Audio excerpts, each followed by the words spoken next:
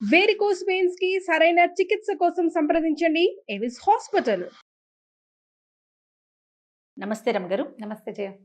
రమగారు, నరదిష్టి, నరఘోష ఇలాంటి రకరకాల మాటలు వినిస్తూ ఉంటాము. పిల్లలకి తగిలిందని, ఇంటికి తగిలిందని, వ్యాపారానికి తగిలిందని, నాశనం అయిపోయామని, వాళ్ళ దిష్టే తగిలింది, వాళ్ళ కన్నే పడిందని ఇలా చాలా వింటాం కదా రమ్మగారు. నిజంగా దిష్టి ఉంటుందా? ఇప్పుడు పిల్లలకైతే ఏదో మంగళవారం అనో ఆదివారం అనో ఎండుమిరపకాయలు తిప్పేయటమో, ఉప్పు, కోడిగుడ్డో ఇలా తిప్పి పడేస్తూ ఉంటారు. మరి సంస్థలకి జరిగితే నిజంగా ఒక మనిషి కన్నుకి అంత పవర్ ఉంటుందండి? ఉంటుందా అంటే ఉంటుంది. నరుడి కంటికి నల్లరాయి అయినా పగులుతుంది. ఇదొక సామెత. ఎలా ఉంటుందంటే జయ, మాటలకి చాలా పవర్ ఉంటుంది, చూపుకి చాలా పవర్ ఉంటుంది. మనం సాధారణంగా ఏం చేస్తాం, ఈ ప్రాణాయామాలు అవి చేసేటప్పుడు కాన్సన్ట్రేషన్ పెంచుకోవాలంటే ఒక గోడ మీద ఒక ఎర్ర చుక్క పెట్టి దానికేసి చూస్తూ ఉండండి అని చెప్తాం. ఇది నేను చెప్పాను కూడా, ఇదివరకు చాలా మంది చెప్తుంటారు, పెద్దవాళ్ళంతా చెప్తారు. ఆ పెద్దవాళ్ళ దగ్గర విని నేను కూడా చెప్తుంటాను. ఆ చుక్కకేసి అట్లా చూస్తున్నాం అనుకో, మొదట అసలు సూది మన పొడిచినంత చిన్న చుక్క కాసేపటికి పెద్దది అవుతుంది, ఇంకా పెద్దదైపోతుంది, తర్వాత కళ్ళంతా నిండిపోతుంది. చుక్క అంతే కదా ఉంది, మన కళ్ళకి ఏమైనా పవర్ ఉందా? ఏం లేదు. చూడగా చూడగా ఏమవుతుంది, అది పెద్దదైపోతుంది. ఏదైనా చూసి ఎంత బాగుందో బాగుందో బాగుందని పదే పదే, ఇప్పుడు పిల్లల్ని ఎక్కడికైనా బజార్ తీసుకెళ్ళాం, నలుగురు మన ఫంక్షన్లకే తీసుకెళ్ళాము, అందరూ అబ్బో పిల్లాడు బాగున్నాడు బాగున్నాడు భలే ముద్దుగా ఉన్నాడు, అబ్బో వీడు ఎంత యాక్టివ్, అట్లా 5-6 సార్లు 10 సార్లు అని అందరు కళ్ళు వాడు ఎటు టింగ్ అని ఎగురుతున్నాడు అనుకో, అందరు వాడికేసి చూస్తుంటారు.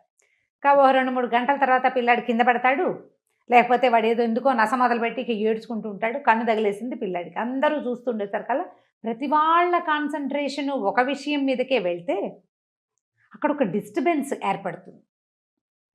మానవ శరీరాలకి చుట్టూతో ఒక ఆరా ఉంటుంది అంటారు. అవును, చుట్టూతో ఒక చిన్న కాంతి వలయం ఉంటుంది. ఈ వలయం దెబ్బతినిపోతుంది, దానివల్ల మనం దిష్టి తగిలింది అని చెప్తాం. ఇప్పుడు దాని నరదృష్టి. ఎంత బాగుందో, వాళ్ళ అబ్బాయి ఎంత బాగున్నాడు అంటే, అదేం పిల్లాడమ్మా అలా ఉన్నాడు అన్నా కూడా దిష్టి తగులుతుంది. పిల్లాడు బాగులేదన్నా బాగున్నాడన్నా దిష్టే, ఓగున్నాడన్నా దిష్టేనంటారు. ఓకే, ఏమి బాగుండలే పిల్లాడు, ఏం బాగుండలేదు పిల్లాడన్నా కూడా దిష్టే.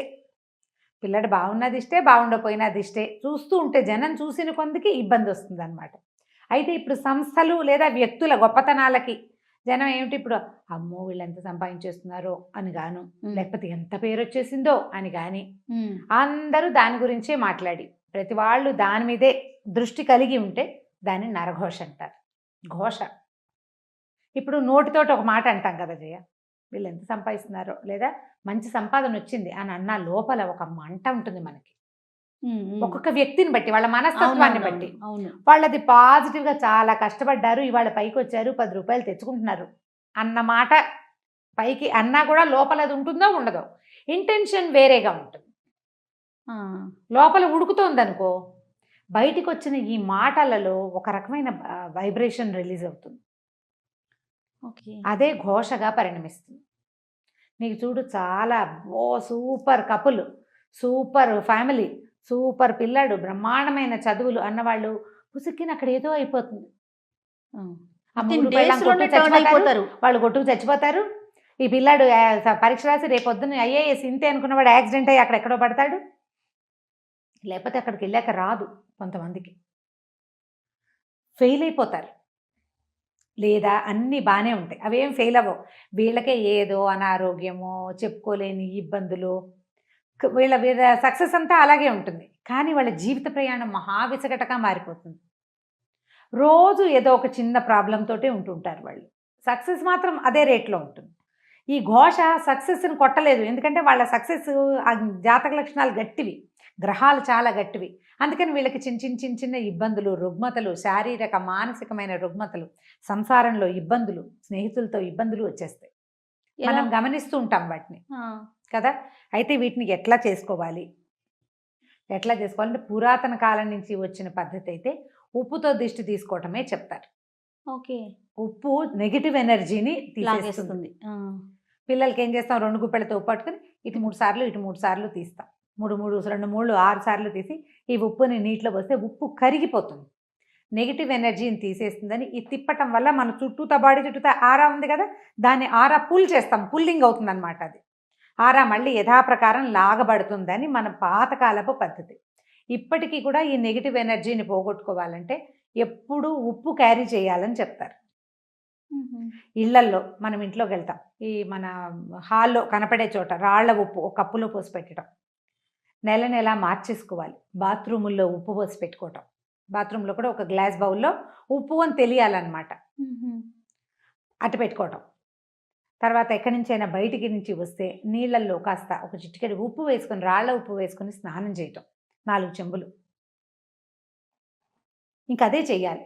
ఇంట్లో ఉప్పు నీళ్ళలో ఉప్పేసి ఇల్లు తుడుచుకోవటం, నెగిటివ్ ఎనర్జీ తగ్గుతుంది దీంతో. తర్వాత ఎప్పుడు ఏదైనా ఒక భగవన్నామ స్మరణని అలవాటు చేసుకోవాలి. అప్పుడు ఈ బయట నుంచి వచ్చే వైబ్రేషన్స్ని లోపల నుంచి వస్తున్న వైబ్రేషన్ ఫైట్ చేస్తుంది. సూపర్, బాగుంది కదా, చాలా బాగుందండి. ఏదో ఒక భగవన్నామ స్మరణ మన ఫోన్లోనే ఏదైనా ఒక శ్లోకమో ఒక స్తోత్రమో రింగ్ టోన్ లాగా పెట్టుకోవడం, సినిమా పాటలు కాకుండా. మన ఫోన్లో అంటే ఇలాంటి పరిస్థితి ఉన్నవాళ్ళు గాయత్రి మంత్రం అని నేను చెప్పను, నేను దాన్ని అందరూ ప్రొనౌన్స్ చేయడం మీద పెద్దగా ఆసక్తి ఉండదు నాకు. సాధారణంగా ఏదో ఒక మంత్రం, ఒక భగవత్ సంబంధమైన భజన, ప్రార్థన, అవతల వాళ్ళు మన ఫోన్ రింగ్ చేయగానే ఆ ప్రార్థన వినపడాలి వాళ్ళకి. వాళ్ళలో ఏదైనా నెగిటివ్ ఇంటెన్షన్ ఉన్నా ఈ ప్రార్థన వాళ్ళకి తగ్గించేస్తుంది. బాగుంది. మనకు కూడా మనం ఇప్పుడు వాళ్ళకి అది వినపడుతుంది, మనకు వినపడేందుకు ఒకటి ఉంటుంది కదా రింగ్ టోన్, అది కూడా ఏదైనా అయితే ఇప్పుడు ఈ భగవన్నామస్మరణ పెట్టుకున్నాం అనుకోండి, అది మధ్యలో కట్ చేసినట్లు అవుతుంది మనం ఆన్ చేస్తే. అవునవును. అందుకని అది చెయ్యకూడదని చాలామంది భావిస్తారు. 2 నామాలు పెట్టుకోండి, ఏవైనా పాటలాగా కాకపోయినా ఫుల్గా 2 నామాలు పెట్టుకుంటే అప్పుడు అవతల వాళ్ళకి అది వినపడుతుంది, మనకి ఇది వినిపిస్తుంది. 2 రింగ్స్ వచ్చేసాక మనం ఆన్ చేసినా పర్వాలేదు, స్తోత్రం కాదు కదా. అవునవును. ఆ నామం పూర్తయ్యాకే ఆన్ చేయండి ఫోను, లేదా సన్నటి తంబురా శబ్దం పెట్టుకోండి. వీటి వల్ల ఏమవుతుందంటే ఈ వైబ్రేషన్ వల్ల అది కొంచెం తగ్గుముఖం పడుతుంది. ఉప్పు ఎప్పుడు పనిచేస్తుంది. ఇప్పుడు సంస్థల్లో సమస్య వస్తుంది, సంస్థల్లో కూడా ఆకుపచ్చటి చెట్లు, మనం ఇప్పుడు బోల్డెన్ ఇండోర్ ప్లాంట్స్ వచ్చినాయి కదా, ఆకుపచ్చటి చెట్లు, ఉప్పు రాళ్ళు, ఈ 2 ఎప్పుడు మనుషులకి లోపలికి వచ్చిన వాళ్ళకి బయటికి వెళ్ళే వాళ్ళకి కనపడేలాగా పెట్టించుకోవాలి. ఓకే. ఈ 2 చాలా కంట్రోల్ చేస్తాయి. నేనైతే గ్రీనరీ చాలా ఇష్టం నాకు. ఇప్పుడు ఒక దాంట్లోకి వెళ్ళినా కూడా పచ్చదనం మనకి బుద్ధికి నెగిటివ్ ధోరణిని రానివ్వదు. అవును అవును. ఇది చాలా బాగుంటుంది కదా. అక్కడి నుంచి లోపలికి వెళ్ళంగానే పోస్టర్స్ అవి ఇవి పెడతారా, అవి బాగా మంచి ప్రకృతి వనాలని వేటినైనా పెట్టడం, ఆ పోస్టర్లని ఏవో బొమ్మలు కాకుండా గ్రీన్ పిక్చర్స్ ఇలాంటివి పెట్టుకుంటే అదంతా కూడా నెగిటివ్ ఎనర్జీని తగ్గిస్తుంది.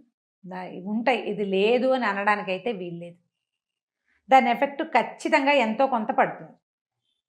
నమ్మం అనుకున్నారు మీరు, మాని నేను నమ్ముతాను, నేను చేస్తా. ఇప్పుడు ఒక గ్లాసులో ఒక కప్పులో ఉప్పు పోసి పెట్టినంత మాత్రం ఏం నష్టం?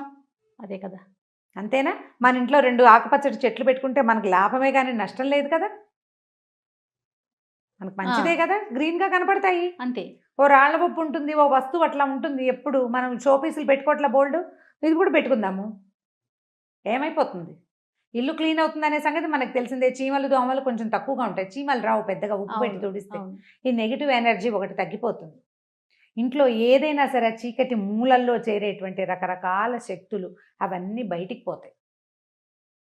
చేసి చూడండి, ఒకవేళ మీకు ఇలాంటి అనుమానం ఉంటే కనుక చేసి చూడండి. ఇంకా ఏవో కొత్తవి చేయొద్దు, మన పురాతన కాలం నుంచి మన ఇళ్లలో తాతమ్మలు మామలు చేసే పద్ధతే రైట్. ఇంకా పెద్ద పెద్దవి పెట్టద్దు, ఇంత మటుకు చేసుకుందాం, పనిచేస్తుంది బాగా. అది బాగుంది రమ్మ గారు, టిప్స్ మాత్రం చాలా బాగున్నాయి. అన్నిటికన్నా ఏదన్నా భగవన్ నామస్మరణ అన్నారు చూడండి, అద్భుతం. అది మనకి మనం చేసుకోవటం అంతే.